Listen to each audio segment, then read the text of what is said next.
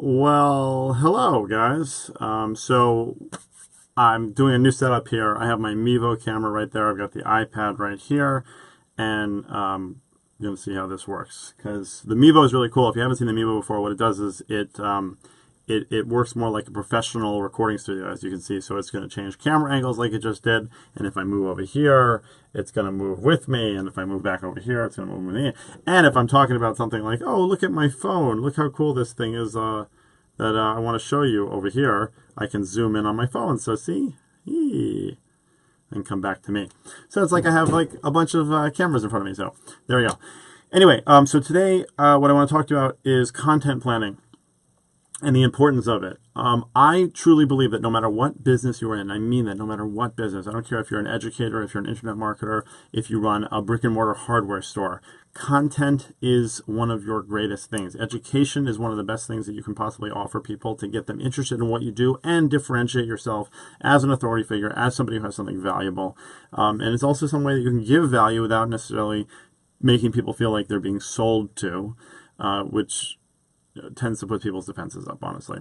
So the biggest thing is that most people tend to be very reactive when it comes to their content. So, for example, today is Thursday, June 7th, and I'm going to do this right now because I can do this.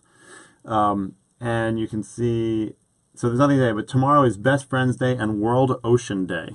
So you can see right up there. So you can organize around that, but a lot of people would wake up, they see that, they're like, oh, I should probably post something about that today. Or like, oh, it's Valentine's Day, or it's someone's birthday, or it's a client's anniversary, whatever it might be. Now, those are obvious ones, but you can plan so far out in advance. I can show you this really cool example here. Hold on. So right here is a content calendar. So you can see there, pretty cool, right? And this is an entire year of content planned out on one piece of paper, because a lot of the content stuff is about getting a rhythm in what you do. So deciding that I'm going to do a blog post every other week, I'm going to do a podcast every 5 days, I'm going to do social media every Monday, Wednesday, Friday, whatever it might be, and then you can start to put a framework around that and plan out ahead and start to correlate things.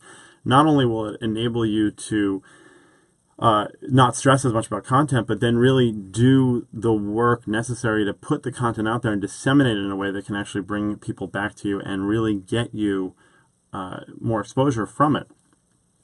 So one thing is about content planning. So this is something that we do teach in the Optimized Operator course about how to take about a half an hour or so and plan through what your content looks like for the rest of the year. And then we actually automate this on the back end with Airtable so that something that I might write today might be posting in 4 months because that coincides with something that we know is happening then, whether it's a trip I'm doing, a speech, an event we're having.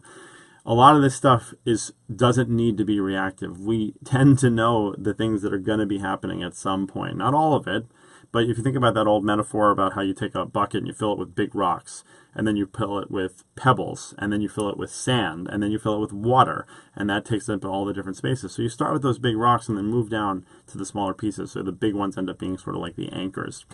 In addition, a lot of us are blocked by our own bottleneck when it comes to content. What I mean by that is that a lot of us have really great ideas for content all the time, but we're not doing anything with them because we don't have a place to put them. We don't have a good pipeline. I now basically can have 20 ideas a week or more, and I can put those in a list and know that someone on the team, Amy, our writer, is going to start working on those. We can do marketing with those. Courtney is going to post them in the labs or in our community. So just getting that blockage out of the way allows me to produce more content that eventually can help us really bring together our community. So that's the importance of content planning, I would say, and I hope that was helpful. And I hope you enjoyed the Mevo camera setup.